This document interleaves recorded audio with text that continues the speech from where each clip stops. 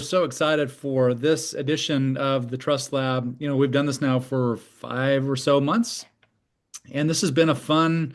Initially it was an experiment, and now it's turned into a rhythm, and it's something that I really look forward to every month. I started out about a year and a half ago. I tried to do the whole podcast thing and discovered that that is just not really an optimal type of a venue for me. I felt a lot of pressure. I felt like it had to be kind of highly produced. And so this more conversational as well as the monthly cadence has been really a lot of fun. So today I'm really, really excited to be able to welcome Justin Ricklefs to our Trust Lab. Justin is a very close friend of mine. He's such a close friend that he was the person that I asked to write the foreword of my book. He was the person that I delivered my first copy of Closing the Trust Gap to. I drove it over to his home and we celebrated that. And that was a couple of years ago. And now Justin's going to share with you all some exciting news about his authorship and the writing of his new book, which is coming out soon. So we'll get into that a little bit. But Justin, welcome to the Trust Lab. So glad that you're here. We're excited. I'm excited to listen to you, even though I've heard you talk many, many times to me, both individually, but also in more of a group setting about the essential components of a brand.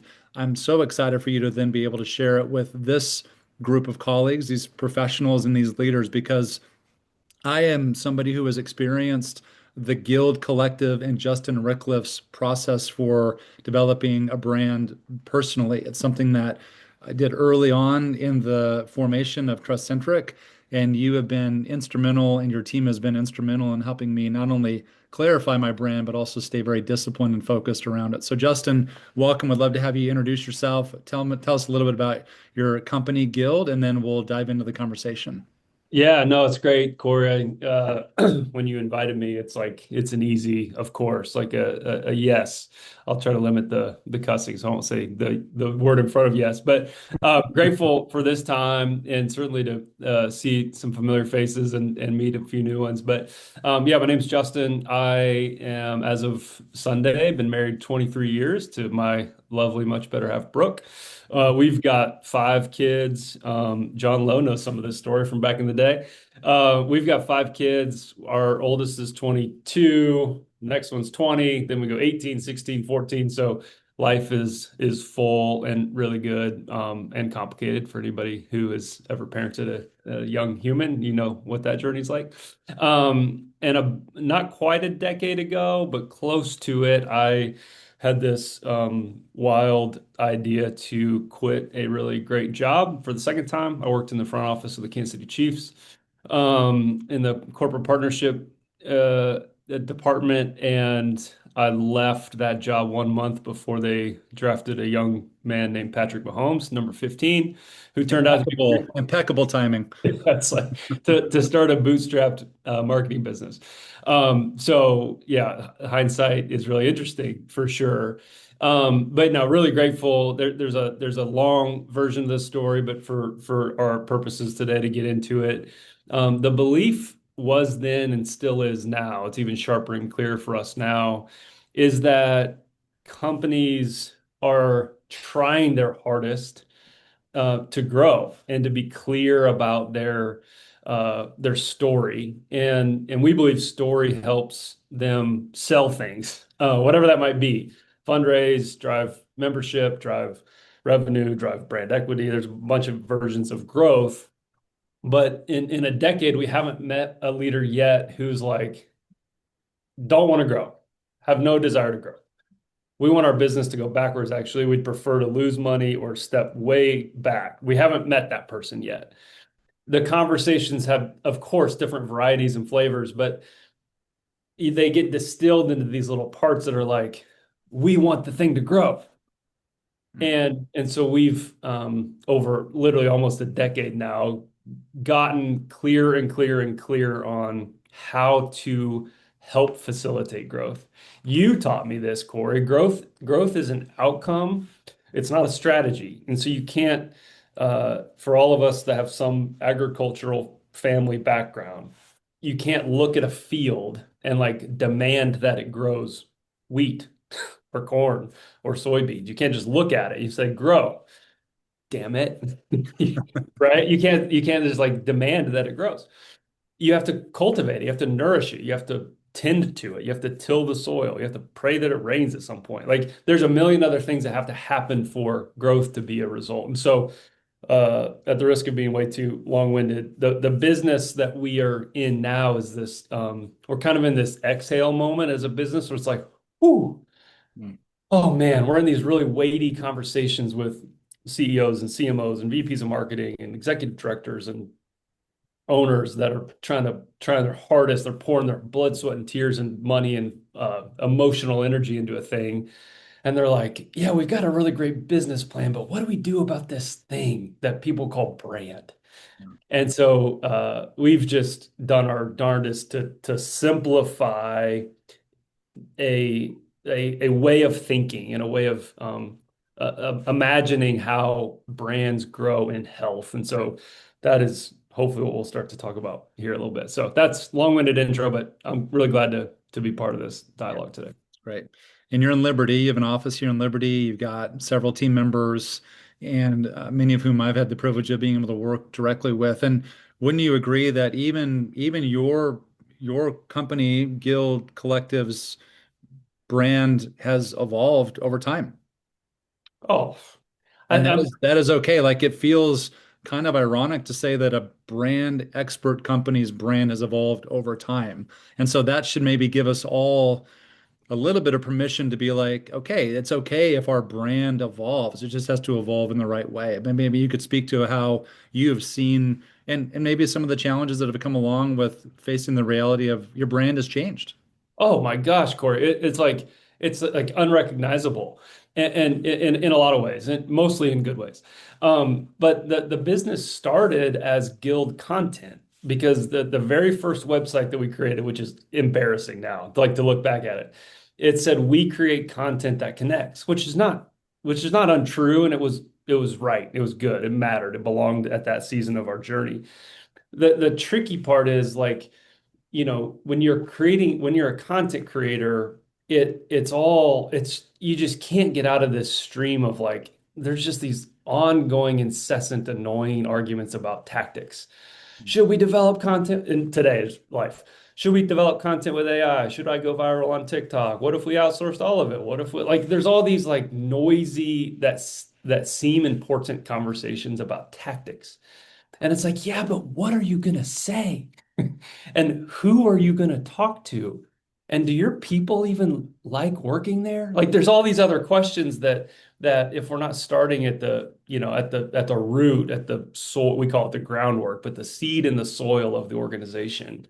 If that stuff's jacked up and not clear and healthy, Yeah. who cares what your TikTok strategy is, right? Like it's just totally incongruent. And so we are gonna ask for some engagement in this chat today because this isn't I don't know all the answers. We just do this for a living and have enough curiosity and we pull enough strings that it's like, oh, there's some similarities. Everybody's context is 100% different. And like our businesses aren't really that special snowflake. Like we just there's some basic blocking and tackling that we love to avoid because we're humans. We like to chase shiny things instead of like, oh, should I dig this hole in the ground to plant this tree in Mhm. if I actually want to have an oak tree in a decade or in 20 years or 40 years? And brand has some components that you're already see is we've got this framing that starts with seed and soil. We call it the groundwork.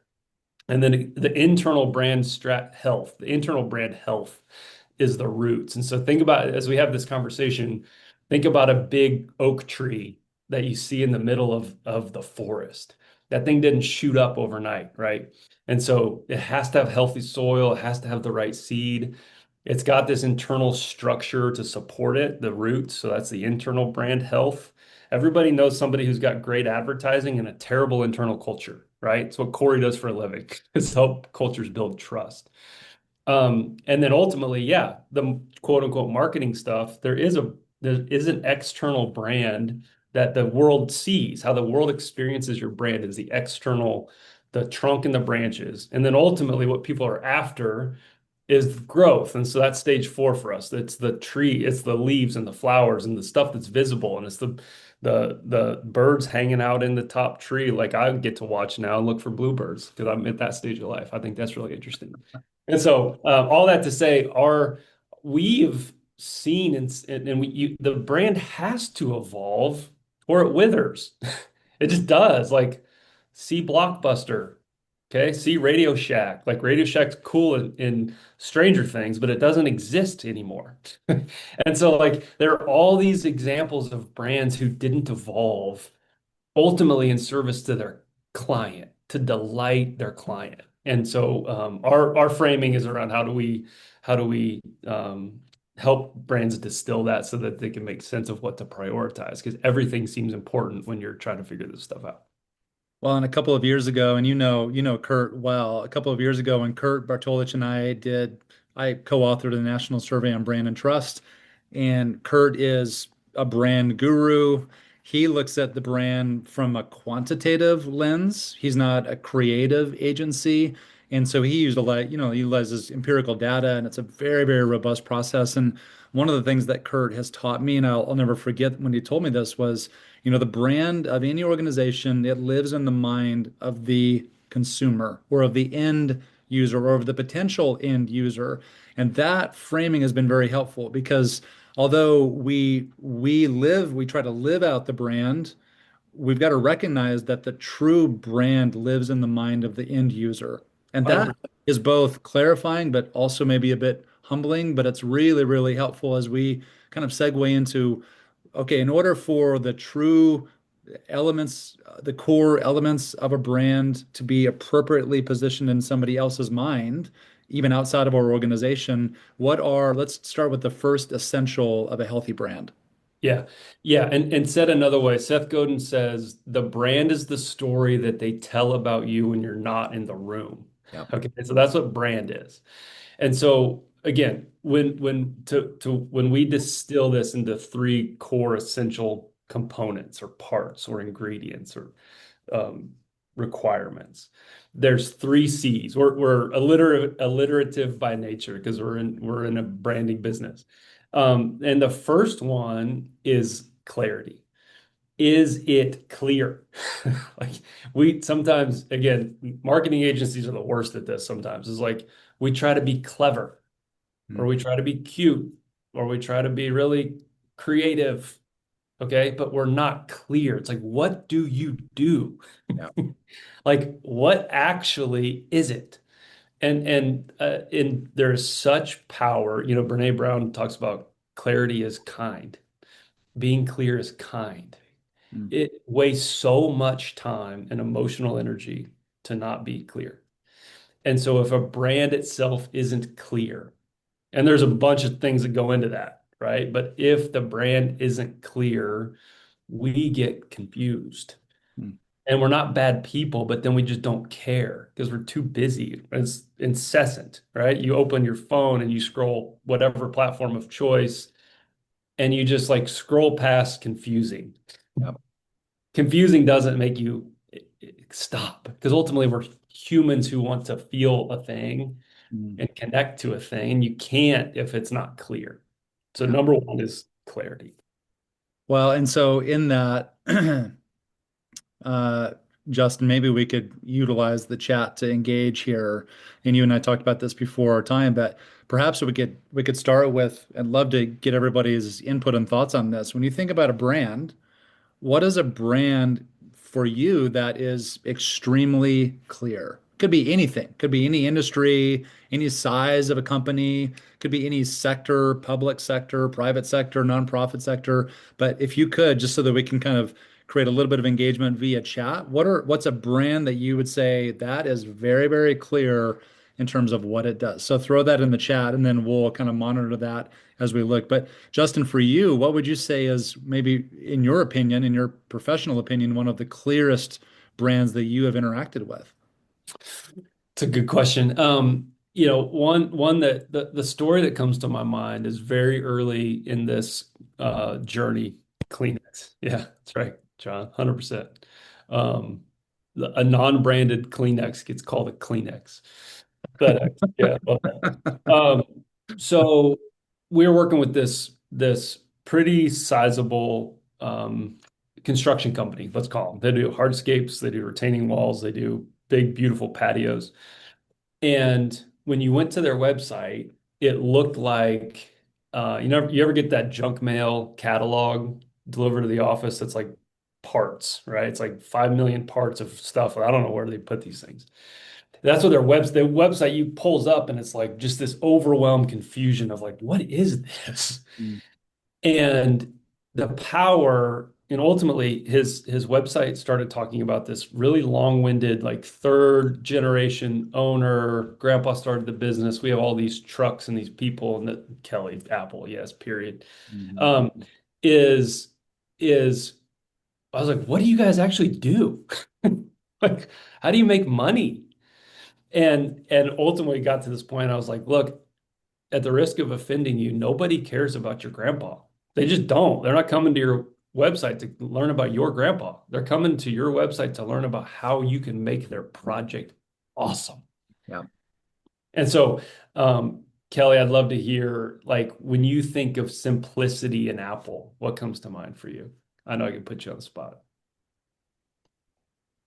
It always works. Oh, It's Always. simplistic, it's thorough, consistent. yes, Yeah. yes. It's good. You guys should look. There's a Steve Jobs like 1983 video on YouTube when he gets questioned by a software engineer that works for him. And he was like, "This is crazy. You're, killing all of our good ideas, and we need all this complex technology."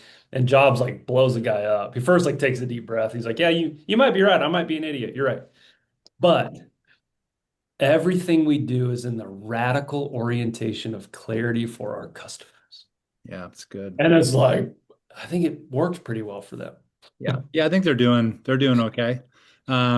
Jeff, I wanted to just call out real quick. I put this in the chat, but you said FedEx. What I love about that example is, what I put in the chat is their logo, which I think wouldn't you agree, Justin, that many companies they dilute what the actual brand is by limiting it only to the logo. The logo is a creative expression of what the brand is intended to do. But the logo is a part of the creative assets of the brand. The logo is not the brand. But what I love about FedEx, and you guys have all seen kind of a bit of the optical illusion or the image hidden within it, between the E and the X, what do you have? You have an arrow. And what I love about that is there's kind of this subtlety between the E and the X of the arrow. That really is like the brand promise of FedEx. It's the arrow that is hidden. You have to really look into it, but you experience the arrow of FedEx all of the time, whether you are looking at the logo or not. So anyway, I Yeah, love that 100%. example. I love that But example because you've got almost like the brand lives within that logo and you have to look for it, but once you see it, you can't unsee the arrow every time you look at the FedEx logo. and I'll take you one step further. Your logo behind your left shoulder, the trust-centric mark, the icon, okay? Which Guild designed. Jason designed at Guild. Yep. There's a small T in the middle, there's a C, and then there's a backward C with an open door. Yep. And the orientation of clarity is, oh yeah, everybody knows like, oh, Cory talks about trust, right? It's in the name of the business. And it's like, yeah, yeah, yeah, for sure. And it quite literally is at the center of everything he's doing. And it's simple, it's clear, and like complex is like it's fun to talk about complex things and sound smart. It's really difficult to get clear and tight and concise. But that's what attracts energy to you is when you're clear and tight and concise. And so Trust Centric is a beautiful example of a clear brand. It's like you know exactly what you're going to get. Like it's going to be a little uncomfortable. Cory's going to ask you some questions, and like ultimately you're going to get clear on what matters, Yeah. and all this other noise gets this shoved out of the way because you're like, oh, I need to grow, I need to build. It's in our business, it's on our own values, build and maintain trust. Why? Because Cory told us how important it is, and he showed us that businesses grow healthier when trust is kept at the core. Wow, and you've helped me articulate it creatively in so many important ways. And one of the things you talked about the word scale, which like scale is pinging in my mind right now because Justin, you introduced me to a book this weekend called The Science of Scaling. I put it in the chat. If you all want to be appropriately disrupted in your way of thinking, like on your walk or your ride or whatever, just listen to or begin reading The Science of Scaling. It is a mind-bending opening chapter. I've like not even through the first chapter. That's all I could handle. I think every organization ideally wants to scale in the right way, but one of the things that he talks about very clearly in the front end of it is complex businesses, they do not scale well.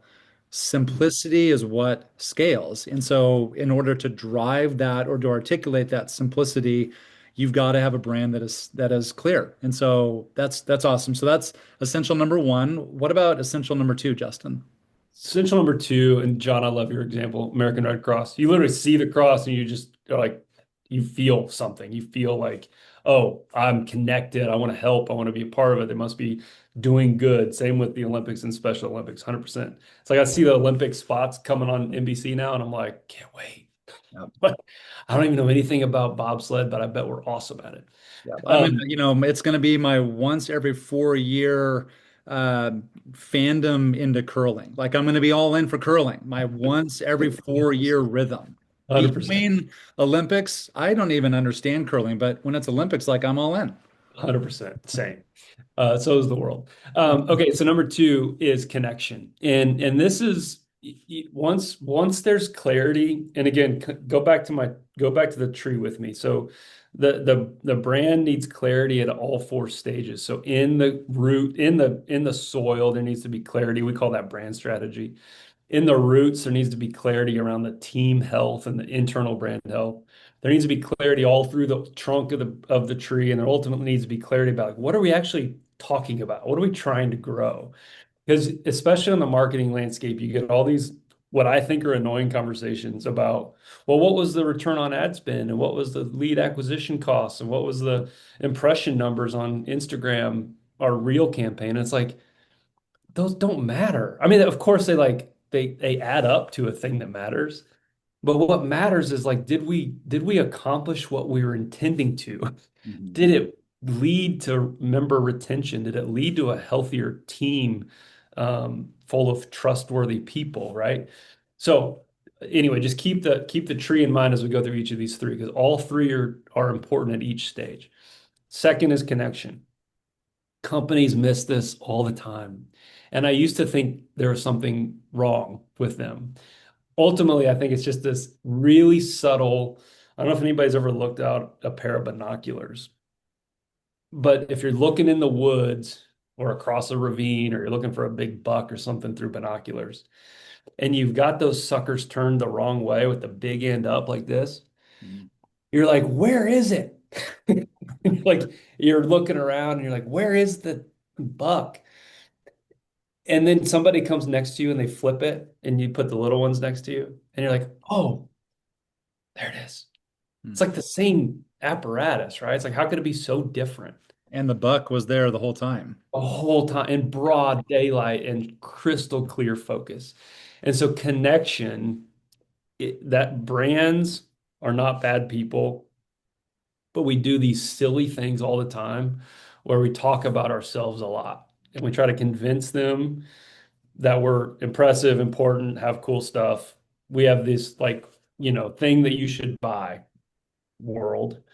We do it everywhere. Emails, websites, our recruiting materials, our job description. We just talk about the company so much. Look at like go to your website. I won't put anybody on the spot. Look at how many times you say your company versus the times you say YOU or YOUR. Because the person who's reading your website doesn't care about you, frankly, nor do they care about me. They care about what is their pain that you're trying to solve. And so, uh, connection is this word that, good night, in all the crazy talk about AI. We're not anti-AI, by the way. We're like, but we're pro human connection. Yeah. And if you can't connect to the human who buys the thing or works at the place that you are leading, then you're just like, it's just a matter of time before you're way irrelevant. Yeah. You're just because like we're craving human connection. Now I think maybe more, I've only lived this one life, but feels like we're craving human connection more than maybe any time in human history. It seems like it. And Justin, as you were talking, it made me think of this. You and I have talked about this particular image, but I'm going to put an image in the chat.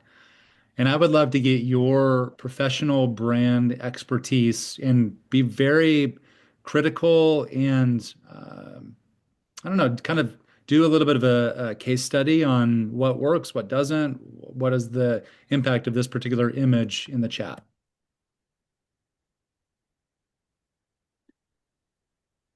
So glad you used a Nike commercial Yeah. or Nike copy. So what's happening here? Like, what is happening here and relates as it relates to connection and the brand itself? And note that there is not one word on that sign. It is huge. It covers up a whole building.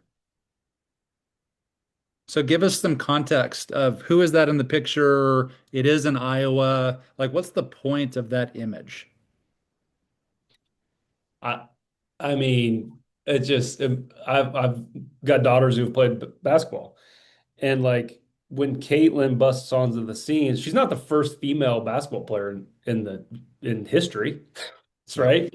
But all of a sudden it's like, oh, something's different about her. Why? I don't know. It just feels different. She feels like Jordan kind of. Why does she shoot from so far away, right? Why does she make so many of them? Why is she kind of combative and feisty and like she's not messing around. She wants to be treated like the boys get treated. Like all this stuff, right? And then you start to hear her story and how dad like let her play with the boys and all this stuff.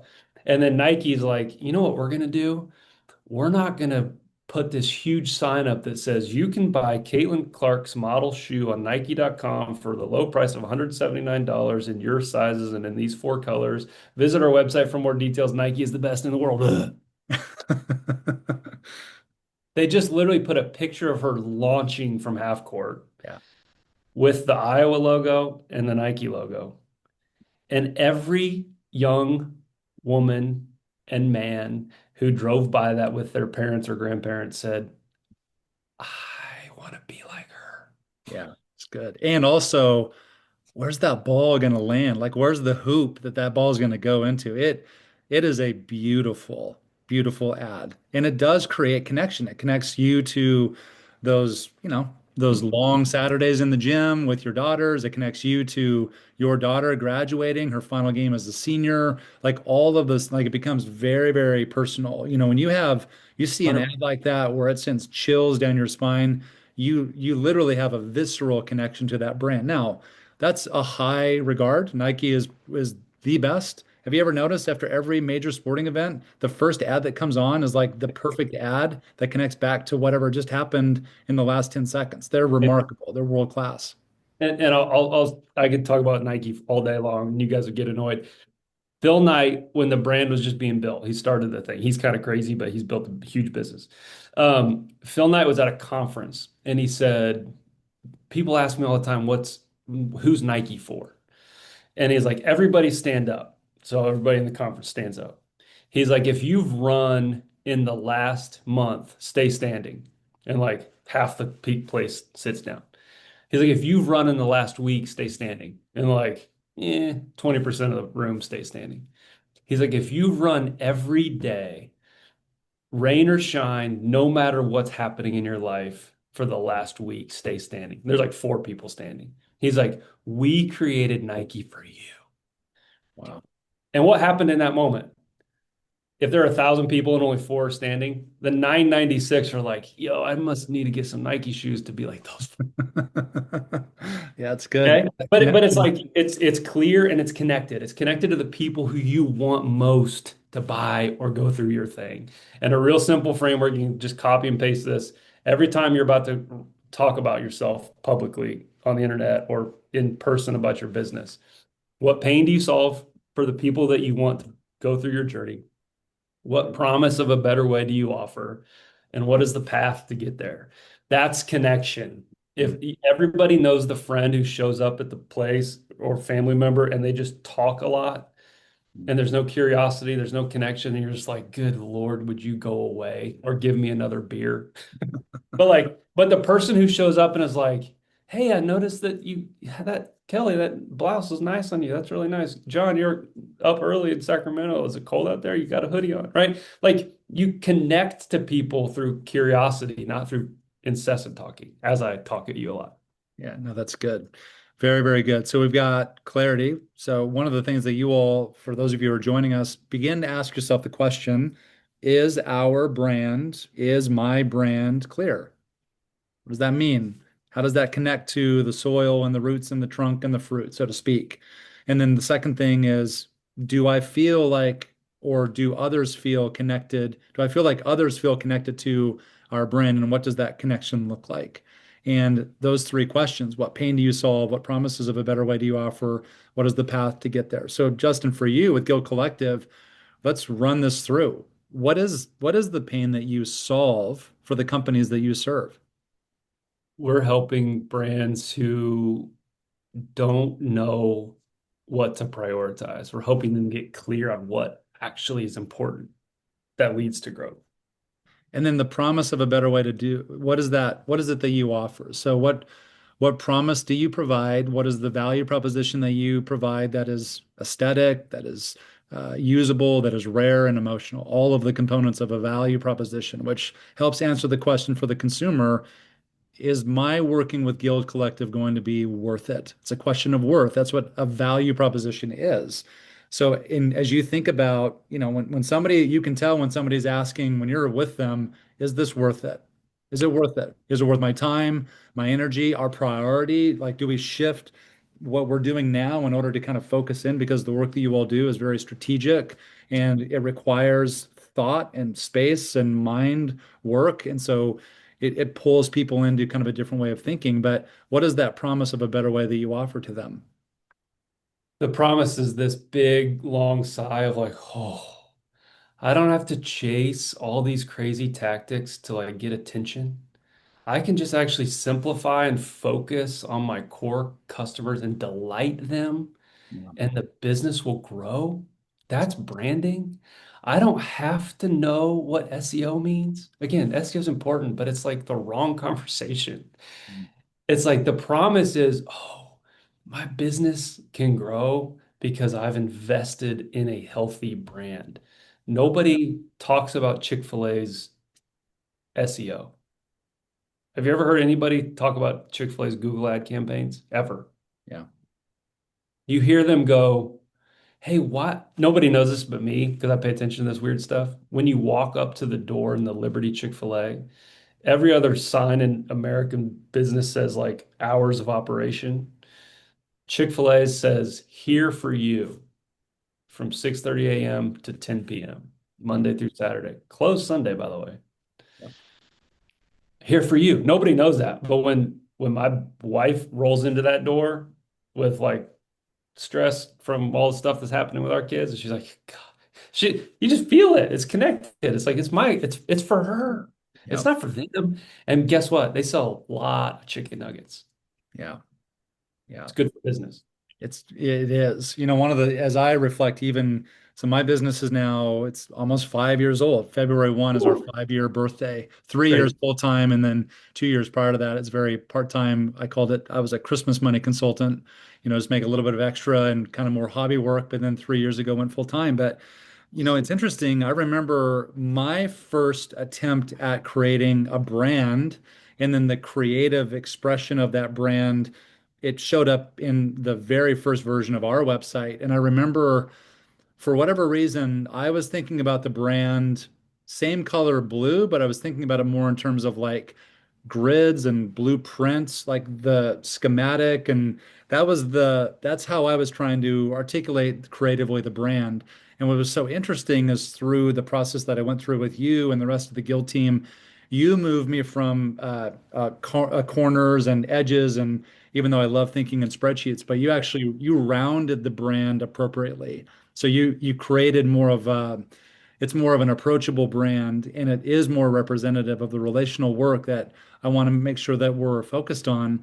But it was really helpful that I had somebody outside of my own brand bias. Hmm. Because wouldn't you agree, Justin? We all have a brand bias, especially if you Oh, are a founder or if you're high up in an organization, or maybe even if you're new to an organization, we all have a brand bias. And when we have that bias, it can start to shape how we express that brand, how we talk about it, how we prioritize it, or even our commitment to whether or not we should change it. And so getting that outside counsel and support was really, really helpful for number one, clarity, absolutely connection of how are we going to be connecting to the ideal client profile, to the products and services that we provide, whatever the case may be. So, okay, clarity is number one, connection is number two, and then the third essential for a healthy brand is what?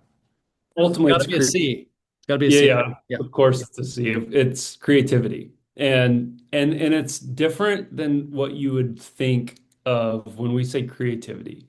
It's not like, oh, is the PMS color on the logo the exact like most mind-blowing thing? Like all that stuff's important, okay? Not minimizing any of that. Creativity, though, at its core is, did you move someone's emotions? Hmm. And through that is story, okay? Creativity is, do they believe, and that's this third P on the path, do they actually believe that you're worth following? Do they believe you're worth the $11.14 for the chicken sandwich meal with large fries and Dr. Pepper that my 14-year-old gets as often as we will let her? Are you moved to action? Hmm. And at its core, okay, a business plan is really necessary, but it's boring. It's boring. Yeah. It's why we're working with a lot of like business strategists who they've got the business plan clear, the vision clear. But it's like, now what do we do?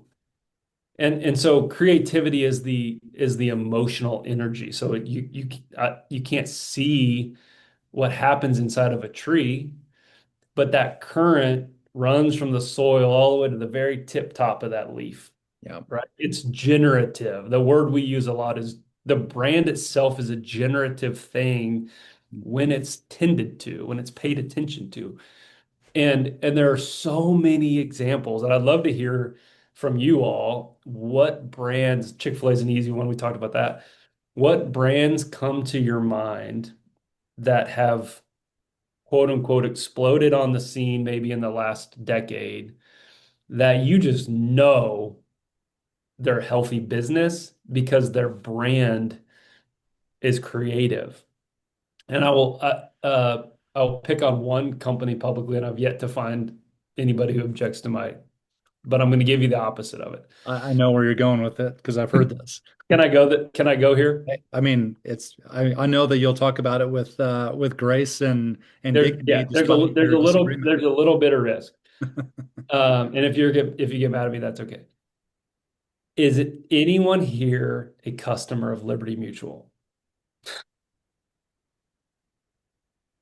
Okay. I met John Lowe. Oh, Mark, are you Mark is?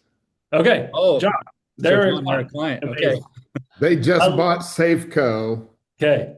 and became one of their members through an insurance broker. So by default, we are Love it. that freaking idiotic, god awful commercial. You're the emu, actually. You've turned That it. damn emu.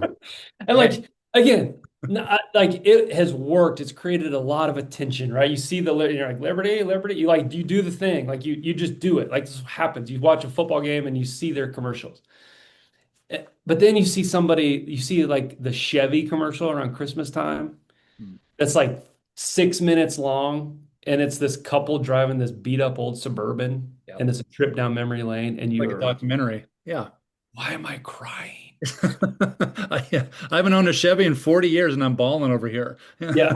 And so like creativity is what like it's what we remember. It's what we care about. Yes, like in the definition, the Liberty Mutual commercials are creative, but they don't move us to this compelling place. You're like, I guarantee you everybody who had a Suburban that looked like that was like texting in their Facebook neighborhood groups of like, yeah, you thought that Suburban was old. Look at this commercial, right? Like Or even like we're coming up on Super Bowl ads. I mean, who does not remember the Budweiser ads with the three frogs? I mean, it's like it's ingrained in our mind. Marleisha, you said TikTok, and although that's not really my kind of social media platform that I follow, I have four kids, and so I 100% agree with you. Like there's something, and talk about like the essence of creativity, even things like YouTube. There, I saw an amazing little one, like the fourth video ever uploaded to YouTube was the YouTube creators going, I don't really know if this is going to work. I think it's worked. Like it's fueled by creativity and they're very clear in what they do and they've created connection. But even there are other brands like, for example, Netflix, where they really had to be disruptive. They really had to not only be creative, but think creatively about, whoa, there is a systemic evolution that is kind of coming our way that if we don't respond to this, we're going to be in trouble because people are not willing to go to a store or they're not willing to mail in their Netflix videos. Like that's crazy. Oh, totally. Talk about a brand that's evolved. Like, and now Totally. you hear that sound, and you're like, I'm in, I'm hooked. I'm in. I'm in. I'm ready to scroll through 400 episodes of whatever to get to the one thing that I haven't seen yet. Yeah, like you're in. It's true. So, Justin, we've got about 10 to 12 minutes left. I want to make sure that we open it up for any questions that people have. If you have a question related to brand, related to clarity, connection, creativity, if you want to utilize your own brand as an opportunity to do a bit of a workshop for a couple of minutes, just raise your hand, a little emoticon symbol, or if you want to just type it into the chat and then we'll respond. In the interim, Justin, big exciting news. You've got a book coming out, your first book. Will you share a little bit about it? And you shared with me this morning that it's going to be released in February. I've read it. It's amazing. You will have to pick it up. It's going to be one of those books that you're going to want to share with other people because it speaks to really the core of the work that you do, not only professionally, but also who you are personally in your own journey of understanding how to live out the title that you've given it. So feel free to share and promote a little bit about the book that you've got coming. Yeah, I mean it just means a lot. And you've been such a good friend and guide to me following your own journey. Thanks, Jeff and Mark. I appreciate that.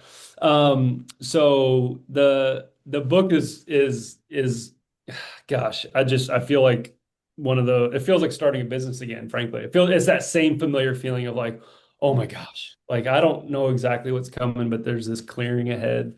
That feels really interesting. Even if nobody but my mom and my wife and Cory reads it, it'll be worth it because it was a project that frankly I avoided for a long time. And it was this like it was easy for me to write on LinkedIn and like say stuff in like short bits, but avoid the deeper work of like actually the thing that you're afraid of is to sit down and write 200 pages. And so Cory's been along for the whole ride. The book is titled Give a Damn. That's the title of the book. It's literally just called Give a Damn. And then the subtitle is The Catalyst for Caring Companies. And this belief, as I started reflecting and getting clear on it, writing's a weird thing. Like sometimes I don't even really know what I think until I start to write it out. And as I walked through the journey, Give a Damn is this. It's not a value, but it's a mantra. It's a mindset. It's a way that we think. It's definitely related. Brands that give a damn about the good of their people and the experience of their clients do grow. Hmm. For me, this is a journey of my own self-discovery of, hey, when I was working at the Chiefs, I used this phrase a lot to the interns, which is like, hey, yeah, you got to have an impressive resume and you got to like do the fancy things, but like ultimately people will remember how you made them feel. And if you give a damn about somebody other than yourself, like it generally goes really well for your career also. And so this is a journey, and it's been a really fascinating experience. I'm self-publishing it. It's coming out on Amazon on February 18th. Been a long time coming, and it's one of those moments again, like if a few people read it or a few hundred read it, it's the process of getting it distilled into a framework that hopefully is beneficial to someone. That's the goal. And it will be, and it is a remarkable read. Justin, I've shared this in public before, but Justin is probably the very best storyteller that I've ever listened to or read. He really is very, very talented, and the book it's awesome. It's challenging, it's engaging. I think I read it I read it in two settings. One was I spent a couple of hours reading it on a plane ride home, and then the next morning I woke up and I finished it. So it's a very it's an approachable read, but it talks so much about these three essentials around clarity, connection, and creativity in kind of a unique way. But Justin, you've got to talk about the monks. I know you want to give a shout out to the monks. Jeez. I'm You not may Catholic. and you may cry, but that's okay. Yeah, yeah. No, I'll try to stay somewhat grown up here. Um, I the book itself does this really interesting plot twist at the end, and I'll just give it away because you may or may not read it. But this whole the thesis of this book is when you give a damn about someone else through curiosity, compassion, clarity, and consistency. Okay, so obviously we're kind of dorks around alliteration. So someone challenged me like, yeah, cool. You say give a damn a lot. You put it on stickers and hoodies and stuff. Like, what does it mean? And it's like, well, I think ultimately it's can you apply effort and attitude to these four C's? Okay. And so as I was going through the book, writing process last July, we've got five kids. I told you that story. And we had a vacation scheduled that got canceled because there's some stuff going on, sickness. One of our kids got sick. And so we had to bail on a trip to Beaver Lake. And I was kind of bummed. I was like, man, I was really looking forward to like getting away. And so my wife and I are sitting watching Netflix, and I like have my laptop open, and I was like, my friend Gary told me about this place called Conception Abbey up in Northwest Missouri. I don't know if anybody's ever been there. I never Mark's been have. there. I know Yeah.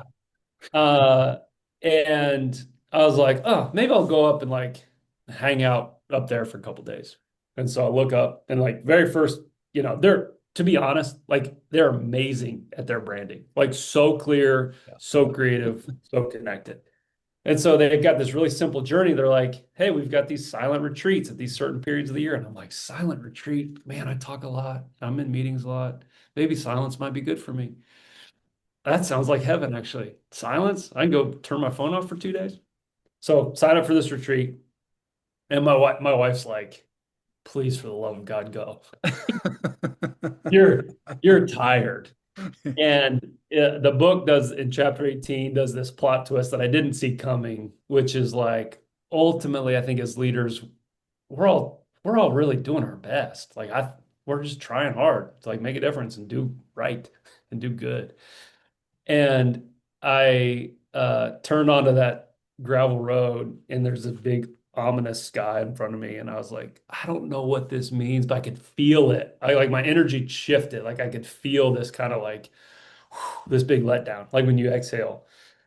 And I voice messaged my wife, stories in the book, but I was just like, I don't know what's going to happen here in the next couple of days. Hope I come home. I'm walking around with dudes in long black robes. Like I don't know what's going to happen. But uh, I can tell that I need to be here. And I love you. I'm thankful for your patience with me as we've built this business. And she doesn't get to be the CEO, but homegirl's definitely as much in it as I am. So anyway, go see the two. I spend 2 days there. No phone, no technology, no laptops, no meeting, no Zoom, no nothing. Just me and depending on what you believe, like higher power. There's some energy up there that I needed. And what the most stunning, it feels good to share this. I'll be quick. The most stunning part, the most surprising part of the weekend was Saturday morning after Father Paul did this. He calls it a conference, basically a sermon. And we're sitting there in silence. He's like lighting a match, saying some I thought weird stuff. I'm not Catholic. But I was like, this is fascinating. And he like challenged some stuff about receiving. He kept talking about receiving and being full of peace. And I was like, I don't feel much peace. I feel a lot of like anxiety and a lot of fear and a lot of like pushing. I got to go make some stuff go. And so I go sit at this picnic table on this pond. And you know those crazy like they're all over Kansas, the big windmills, the big steel. They look like they're from the apocalypse, the big like The windmills. Yeah. Yeah. Turbines is what I call them. I don't know Yeah. what they're at. Yeah. Turbines. Yeah. So you're in this setting where it's like peaceful, quiet. There's bullfrogs and all the stuff. And then I'm looking out on the horizon and there's these ugly freaking turbines. And I'm just like, this is weird. Like it just felt incongruent. But I just couldn't quit looking at them. And so I'm staring at these turbines, and then like these birds start flying, and the sky it kind of lights up, and the turbines are spinning. And it was windy. It was mid-July, and I was like, oh, I've had this backwards the whole time. I was like, I don't control the wind. It's my job to receive. Mm. It's my job. Like something else blows the damn wind. Like I receive, and then yeah, you got to do some stuff once you receive. You can't just stand there and receive your whole life. You got to like generate it into some energy and be useful. But like I feel like leader, and this is me, top of the list. Like when you're bootstrapping a small business, like everything feels like life or death. You feel like you're gonna blow it all at any given moment. Can't make payroll, gonna piss the client off, gonna screw something up, gonna get sued by by somebody. Every time I get an IRS statement in the mail, I'm like, and it's like, we changed your email address on the form. I'm like, It was just that. Yeah. yeah. But so all that to say, uh, it's like what a gift it is to receive. And I'm not in charge of the wind. And so ultimately the book plot twists to this end of like, you gotta give a damn about yourself. And like I sometimes don't love the like self-care phrase, but it's like at its core, it's like care for yourself. Receive, slow down. Like none of like we're all I walked through the graveyard where the monks have been buried since 1836, and it's like this is a blink, man. Like what are we so afraid of? And that's why I think back to the what we do for a living is like brands that care about their people make a big difference.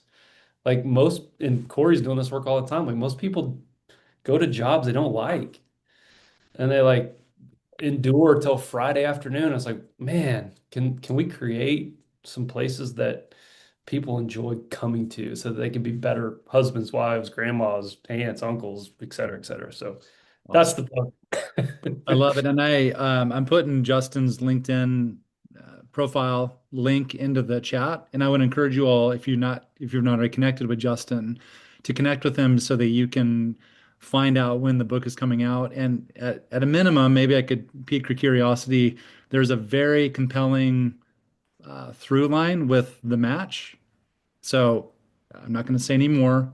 You'll have to follow Justin to figure what that simple symbol really is and how that match, and even the original brand of the book, the brand expression of the book changed like in the last couple of weeks. And Yeah. it went from one thing to another. And there's a component of the match that you'll see on February 18th when you guys pre-order your book, which I want to encourage you to do. So Justin, we've got a few minutes left. Thank you. This has been so helpful and for me individually, and I'm confident that's been really helpful for everybody attending. Clarity, connection, creativity. So if I'm sure that there are people on this call that are wondering, okay, like where do I even begin? Whether their brand is completely confusing, whether their brand is non-existent, whether their brand is it's got multiple versions of the truth, or whether their brand is crystal clear. I mean, what would be your one charge, your one basically encouragement to those who are listening as it relates to the health of their brand, the essentials of their brand? What is it that they should be considering and really grappling with? I just the match is the perfect example, Corey. I'll tell the story later.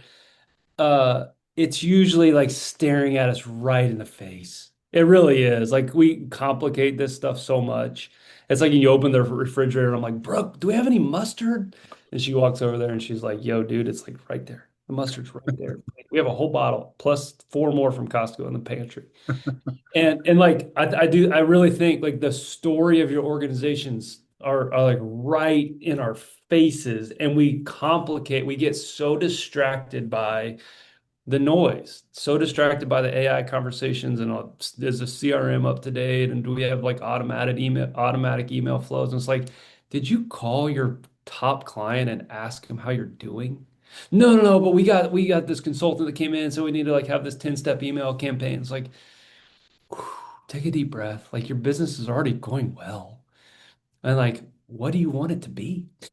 As I guess that permission to allow us to like, it doesn't always have to be so freaking crazy and hard. Like, slow down. Yeah. I'm an Enneagram 7, so Jeff knows that. Like, that's hard for a 7 to slow down. But that's what the brand health is right in front of you. It's And re also maybe a simple way to begin is to ask somebody else what they think of your brand, which is a 100%. very vulnerable, like, hey, when you think about trust centric, what do you think about? If they're thinking about, uh, I don't know, electrical engineering, I need to go back to Justin and we got to do some work. But hopefully they're thinking about, gosh, that's an organization that really tries to help leaders and teams keep trust at the center of everything that they do. Like that's now, as somebody who talks about that all of the time, that may feel like just common language in my own mind. But remember, kind of go all the way back to the beginning of our conversation about what Kurt taught me. The brand of every organization lives where? Not just in my mind, but in the mind of the end user. That has been really, really critical. And then as you begin to start asking, you start to formulate, you start to understand what other people's perception is to go, okay, we've got some work to do. We need to make it more clear. We need to create a different level of connection. And then finally, we need to not only be creative, but we need to think creatively about our brand. And so here's the encouragement also and the formal plug for Justin and Guild Collective. If you are at a place in your business where, or your journey, even as a solopreneur, an entrepreneur, or if you're a part of a larger organization and you need help, you need strategic help where a company can come alongside and help you with the clarity and the connection, and the creativity, please take a moment to connect with Justin and reach out and learn more about their specific process because it is transformative. And I guess my only encouragement to you though is if you don't want your brand to change for the better, don't call Justin. Don't do it because it'll just be frustrating to you. So, Justin, I want to give you an opportunity for kind of a closeout, a word of encouragement for the leaders that are on this call. So, I'll let you finish this out and then we'll wrap it up. I think very practically speaking, ask your best client and your best team member. That's your homework. That prompt right there. What word or phrase comes to mind when you think of Buena Vista YMCA or American or whatever the thing is that you're leading? What Yeah. word or phrase? Because that's gonna be their experience of the brand. And then I would add to Kurt's amazing framework is like the brand lives, yes, in the mind, but also the heart. Yeah. And if you connect to the heart of the people who work at your place and who buy the things that you sell, it's gonna go good for everybody. That's awesome. Well, we're top of the hour. Thank you all so much for joining us for the Trust Lab. Please connect with Justin on LinkedIn. Be on the lookout for the book that's coming out in February. As always, thank you so much for carving out just an hour of your time. Really, really hope that this is helpful. Can't wait for the next conversation that is coming up in February. We've got an awesome guest lined up that you'll see promotion for here in the coming weeks. So thank you all so much. Have a great rest of your week. We'll see you Appreciate next time. y'all. Thanks, Justin. Thanks so much. See ya.